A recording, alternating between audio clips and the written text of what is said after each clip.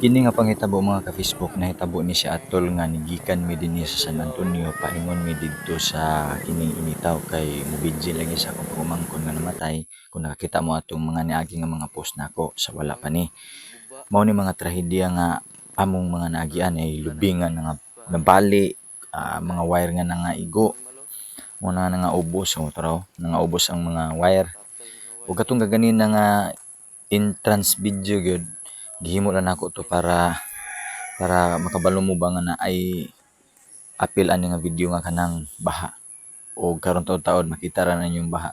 Nahitabo pod siya didto sa kining Kitungan pero diri sa ta mag-focus mga Facebook ko. Ang akong amigo mo gipag-video nako ani si Mark nga Gomez. Ako siya shout out sa nag-video ani. Salamat kayo nga nagpasugo ra pud siya. O tan-awan ninyo pagayo mga ka-Facebook. Nangawala ang wifi sa kung wala ko na save sa Easy Fiber. Kaya lagi tumbahan, apilan buko niya. O kini mao na ni ang dito sa Kitungan.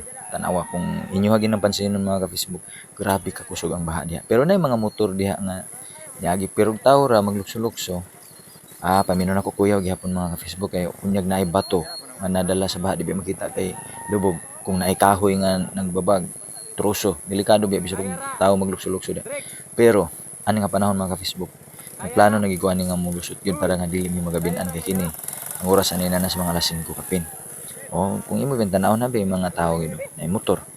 Pero ang kini mga motor mo mga ka-Facebook na ni siya duha ka bukag na isagi nga karga din. Tulo mi ka buok si Julimar nga butigan sa tangke din si Mark Magumes diri sa likod. Gisugo na ko sa pag video tanawa. Mo na ni pagikan ng mga ka-Facebook ko. Grabe lagi gyud. Grabe gini diri ba. Oh? Nibabag ang motor ni mga ka-Facebook sa tinuod lang.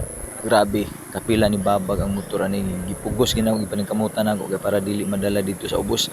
Bisag kung saon din mga Facebook madala gid sa dito. Tungod kay ang bukag moy itulod sa kining baha. O diaw kana dia. Hapit na mi diya nahulog.